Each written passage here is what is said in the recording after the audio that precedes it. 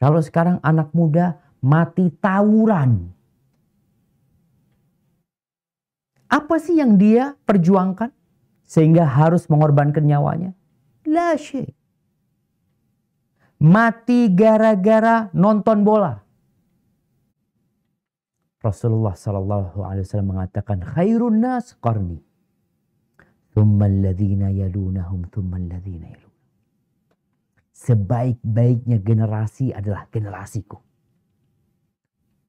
Kemudian yang selanjutnya, kemudian yang selanjutnya. 3 generasi. Bayangin ya. Dengan generasi para sahabat, Rasulullah SAW dalam kurun 23 tahun sudah merubah masyarakat jahiliyah. Sudah mengeluarkan umat manusia dari kegelapan. 23 tahun. Kita ini udah 76 tahun. Masih kayak gini kondisi kita. Nabi 23 tahun. Tambah lagi 2,5 tahun dari masa Abu Bakar. Kekacauan yang sempat terjadi dengan meninggalnya Nabi SAW, generasi penerusnya membuat stabil kembali. Lanjut lagi 10 tahun generasinya Umar bin Khattab radhiyallahu anhu, masa pemerintahan Umar bin Khattab. Islam sudah sampai kemana? Persia sudah hilang dari muka bumi. Romawi sudah mundur sampai ke perbatasan Konstantinopel. Di masa Utsman bin Affan radhiyallahu anhu, Islam sudah sampai Azerbaijan. Terus generasi para sahabat nih masih. Generasi tabi'in. Islam sudah sampai ke Spanyol. Udah nyampe ke Spanyol Islam. 81 tahun setelah meninggalnya Nabi SAW, Islam sudah ada di Spanyol. Bayangin jemaah. Generasi apa mereka ini? Thumma alladhina yalunahum, thumma alladhina yalunahum. Yang sesudahnya sahabat, tabi'in dan tabi'ut tabi'in. Allah Azza wa Jalla memuji mereka. Makanya kenapa kita nyontoh mereka Ustaz? Kenapa kok harus nyontoh mereka? Nabi memuji mereka. Yang menciptakan mereka memuji mereka. Kalau sekedar pujian lewat media, fulan dan fulan, apalagi kita di masa buzzer. Berapa banyak pecundang yang diangkat jadi pahlawan. Siapa yang mengangkat? Buzzer yang ngangkat. Ini Allah yang menciptakan manusia, yang menciptakan para sahabat Nabi, memuji mereka. Apa kata Allah Azza wa Jalla di surat At-Taubah ayat 100? Orang-orang yang terdahulu lagi yang pertama-tama masuk Islam, di antara orang-orang Muhajirin dan Ansor, dan orang-orang yang mengikuti mereka dengan baik. Allah ridho kepada mereka, dan mereka pun ridho kepada Allah. Dan Allah menyediakan bagi mereka surga-surga yang mengalir, sungai-sungai di dalamnya. Mereka kekal di dalamnya selama-lamanya. Itulah kemenangan yang besar. Allahu Akbar. Tuh, bagaimana generasi itu Allah memuji mereka di dunia. Kemudian Allah menyediakan bagi mereka di surganya segala kenikmatan. Plus keridhaan Allah sama mereka. Dzalikal fawzul adzim. Itulah kemenangan yang besar. Kalau sekedar menang main bola, menang main voli, menang main. Kemudian menjadi sebuah kebanggaan. Menang apa? Kemenangan yang kecil. Kenapa? Karena akan ditinggal, selesai urusannya. Kemudian di surat Al-Kahfi ayat 13, Allah Azza wa Jalla menyebutkan satu generasi di mana di situ ada beberapa pemuda yang jumlahnya nggak sampai 10 orang, tapi mereka pemuda pilihan. Nah, siapa mereka? Kami ceritakan kisah mereka kepadamu, Muhammad, dengan sebenarnya. Sesungguhnya mereka adalah pemuda-pemuda yang beriman kepada Tuhan mereka, dan kami tambahkan kepada mereka petunjuk. Allahu Akbar. Siapa mereka? Pemuda-pemuda Ashabul Kahfi. Mereka rela meninggalkan segala kenyamanan, segala kemewahan. Untuk berada di mana? Untuk berada di sebuah gua. Tinggal di dalam gua mereka. Mereka orang-orang, anaknya orang-orang kaya disebutkan. Mereka memilih untuk tinggal di dalam gua demi menyelamatkan prinsip hidup mereka. Keyakinan mereka. Itu Ashabul Kahfi. Pemuda-pemuda. Ahibati fillah, kalau kita melihat kebanyakan pengikut Nabi alaihi salatu wassalam itu para pemuda. Puncak masa muda itu umur 40 tahun. Nabi kita Muhammad alaihi salatu wassalam diutus di puncak masa muda. Kemudian Abu Bakar umur beda 2 tahun sama Nabi SAW. Dan kita lihat sahabat-sahabat lainnya yang kita akan berusaha untuk meneladani mereka ya. Bagaimana mereka memberikan sesuatu yang pantas untuk dicontoh.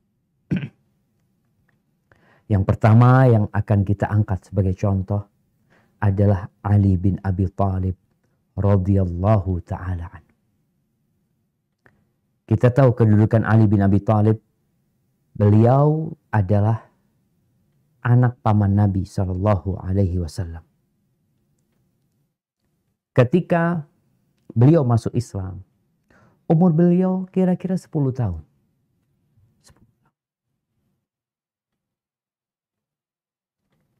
Bagaimana beliau mendampingi Nabi SAW dalam dakwahnya. Beliau beribadah sembunyi-sembunyi bersama Nabi SAW. Sampai tatkala Rasulullah SAW hijrah. Meninggalkan kota Mekah. Ali umurnya kira-kira 23 tahun. Beliau siap untuk tidur di atas ranjang Nabi SAW. Berselimut dengan selimut Rasulullah SAW. Sedangkan di luar rumah itu ada belasan pemuda dengan pedang-pedang yang terhunus. Mereka hendak membunuh Nabi Muhammad SAW. Dan Ali siap untuk mengorbankan nyawanya untuk Nabi SAW. Ketika Ali bin Abi Thalib hijrah setelah Nabi SAW berada di kota Madinah. Ali menyelesaikan semua urusan amanah-amanah yang dititipkan kepada Rasul SAW. Artinya dia pada saat itu berpotensi untuk dibunuh sama orang-orang. Karena dia termasuk yang mengelabui gitu loh. Orang-orang musyrikin. Tapi Ali tetap menjalankan amanah tersebut. Ketika sampai di kota Madinah, Ali bin Abi Thalib miskin, susah hidupnya. Subhanallah ya. Ketika perang Badar. Di saat orang-orang perang Badar umur Ali ya 25. Tahun kedua. 25 tahun. Ketika perang tanding. Siapa yang keluar menghadapi jagoan-jagoan orang musyrik? Salah satunya Ali bin Abi Thalib. Jadi ahibati fillah, kalau kita melihat para sahabat Nabi, Masya Allah. Kemudian Ali bin Abi Thalib menikah dengan Fatimah. Setelah perang Badar. Miskin, gak punya apa. Dia datang meminang Fatimah dari Nabi SAW. Bapaknya sudah meninggal dunia. Ini sosok pemuda ya, yang seharusnya contoh. Ketika engkau ingin dengan seorang perempuan, datang. Ali ini ingin menikahi Fatimah. Tapi dia tahu diri, dia gak punya apa-apa. Namun ada yang membujuk dia, udahlah ayo kau maju. Insya Allah dinikahkan sama Nabi SAW. Karena dibujuk terus, akhirnya maju Ali. Sampai ke rumah Nabi SAW, Ali diem dong, duduk. Akhirnya Nabi yang tanya, Ali, alakah haja, kau punya urusan apa? Apa yang bisa dibantu? Kata Nabi SAW. Kata Ali bin Abi, ufahim. Gak bisa ngomong.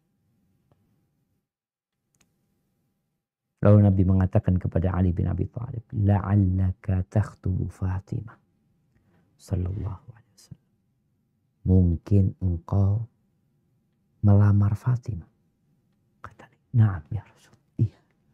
Tapi ma fi fulus ya Rasul. Ali terus terang, enggak punya apa. Terus engkau mau kasih apa Fatimah sebagai maharnya gitu? Karena memang itu mahar syarat sahnya nikah. Enggak punya apa-apa. Kata Nabi SAW, kemana baju besimu? Yang waktu hasil dari perang Badar. Ada ya Rasul. Udah itu kasihkan. Jadi mah. Kita akan melihat yang satu pemuda, yang satu pemudi. Bagaimana Fatimah binti Muhammadin sallallahu alaihi wasallam menerima Ali sebagai suaminya. Bukan karena Ali kaya raya. Nggak punya apa-apa. Sedangkan kebanyakan pemudi sekarang, remaja-remaja sekarang, kalau berpikir menikah, maka dia cari fulus. Dia nggak siap untuk capek. Sedangkan Fatimah siap untuk hidup capek. Dengan Ali. Dan terbukti. Bagaimana tangannya Fatimah kasar karena dia harus bekerja. Punya suami yang miskin. Nggak bisa. Panggil pembantu. Semua dikerjakan sendiri. Dia punya ibu meninggal dunia. Udah nggak ada. Mau nggak mau dia hidup sendiri. Ngurusin diri dia sendiri. Dan siap. Sampai kesian. Suaminya kesian ngelihat istrinya. Fatimah binti Muhammadin. Tangannya besar. Karena dia menggiling gandum sendiri. Radhiyallahu ta'ala anha. Dia punya anak. Bukan pemuda-pemuda yang berpikir, oh nanti punya anaknya ini itu. Punya anak tujuannya nikah untuk apa? Untuk memiliki generasi masa depan. Untuk melanjutkan perjuangan orang tuanya. Punya anak Hasan. Punya anak Husain. Bedanya Hasan sama Husain umurnya. Di mana Hasan itu lahir 4 bulan kemudian Fatimah sudah hamil lagi Husain. Dan dia lanjutkan perjuangan. Kalau pemudi-pemudi sekarang ketika tahu hamil lagi, oh gimana ini, itu kayaknya harus digugurkan. Beda generasi. Beda visi dan misi.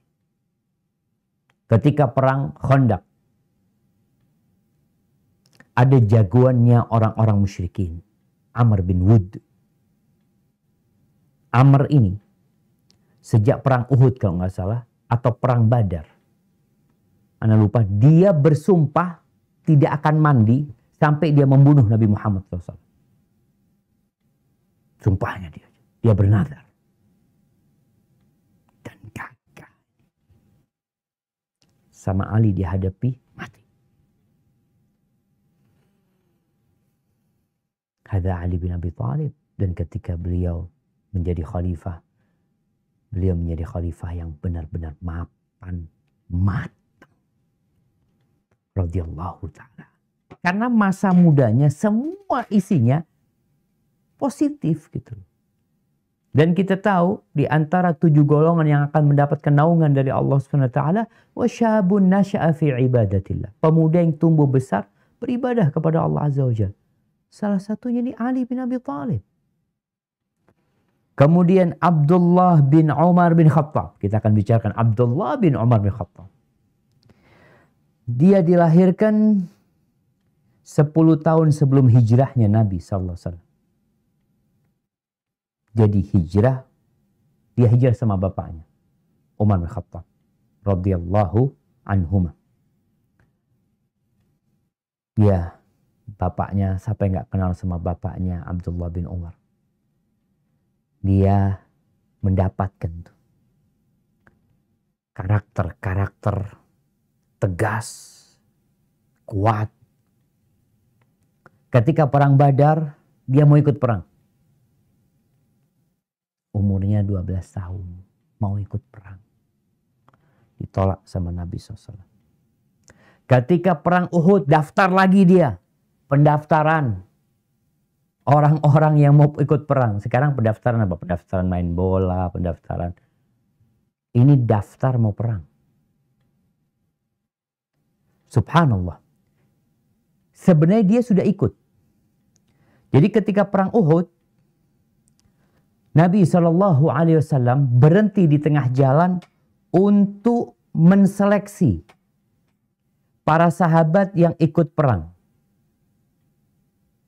Ketika diseleksi, ternyata ada anak-anak muda yang umurnya di bawah 15 tahun. Itu ditolak sama Nabi SAW. Mereka disuruh pulang, tapi mereka maksa. Ada yang di bawah 15 maksa mau perang. Dia ngomong sama pamannya, aku ini pinter mana gitu loh. Aku pinter mana, aku bisa ikut perang gitu loh. Walaupun dari jarak jauh, diperbolehkan. Rafiq bin Khadij kalau nggak salah. Yang satunya, dia merasa aku ini bisa ngalahkan dia. Dia memang ahli panah, tapi kalau gulat sama aku kalah. Dia tampakkan di depan Nabi SAW. Ya Rasulullah, betul boleh ikut perang. Padahal kalau bicara perang, berpotensi mereka mati. Ini yang seharusnya ada di benak anak-anak muda. Kalau engkau harus mati, maka matilah mulia. Matilah terhormat. Matilah dalam kondisi membela nilai-nilai kemuliaan. Kalau sekarang anak muda mati tawuran. Apa sih yang dia perjuangkan sehingga harus mengorbankan nyawanya? La syai'. Mati gara-gara nonton bola. Karena terjadi antar apa namanya? Antar supporter. Antar supporter. Sampai kadangkala bunuh-bunuhan mereka jemaah. Subhanallah. Abdullah bin Umar bin Khattab. Dia ditolak sama Nabi SAW. Karena umurnya 13 tahun. Ketika perang Khandaq umur dia 15 tahun. Ya Rasulullah udah gak ada alasan untuk nolak. Ikut dia perang Khandaq. Di masa dia gak boleh ikut jihad. Apa yang digunakan? Apa yang dia lakukan dengan waktunya? Menuntut ilmu. Belajar. Makanya Abdullah bin Umar bin Khattab ini salah satu sahabat yang banyak meriwayatkan hadis dari Nabi SAW. Kemudian sahabat yang lain. Zubair bin Awam. Zubair bin Awam ini dia masuk Islam umurnya 16 tahun.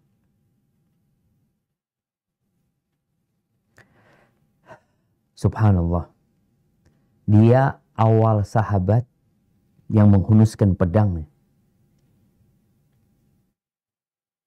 di jalan Allah Azza wa Jalla. Ketika dia masuk Islam, pamannya nyiksa dia. Dibungkus sama tikar dia nih. Kemudian diasapin, kasih asap. Supaya sesak nafasnya, kemudian dia keluar dari Islam. Tapi ini anak mengatakan, La arji'u ilal kufri abadan. Umur 16 tahun jemaah. Udah punya prinsip. Udah gak bingung lagi, aku mau kemana? Enggak. Sedangkan sekarang sampai umur 20 tahun masih bingung dia dengan arah hidupnya. Dia disiksa, dia tetap bertahan. Akhirnya dia hijrah. Karena gak bisa dia bertahan di kota Makkah, dia hijrah ke Habasyah. Dan disebutkan, kalau dibuka dadanya Zubair bin Awam ini, seperti ada matanya dadanya. Karena banyaknya bekas tombak, pedang, panah. Radhiyallahu ta'ala anhu. Disebutkan ketika perang Badar, dia bunuh paman. Naufal bin Khuwailid bin Asad. Yang selama di kota Makkah nyiksa dia. Ahibati fillah. Dan disebutkan bahwasanya Zubair bin Awam ini dia punya anak lagi yang namanya Abdullah bin Zubair bin Awam. Ini anak sama bapak style. Zubair punya kemampuan menerobos pasukan musuh itu. Balik lagi selamat. Bagaimana kadang-kala dia dengan Abdullah yang bawa kudanya sang bapak dengan dua pedangnya kanan kiri kan. balik lagi selamat dia. Radhiyallahu ta'ala an. Dan disebutkan dia punya peran besar dalam menaklukkan benteng Babilonia. Hadza Zubair bin Awam radhiyallahu ta'ala anhu. Ingat umur berapa masuk Islam? 16 tahun. Bagaimana perjuangan dia? Nabi alaihissalatu wassalam mengatakan likulli nabiyyin hawari wa hawari Zubair. Semua nabi itu punya teman dekat ya, penjaganya. Dan penjagaku adalah Zubair bin Awam radhiyallahu ta'ala anhu.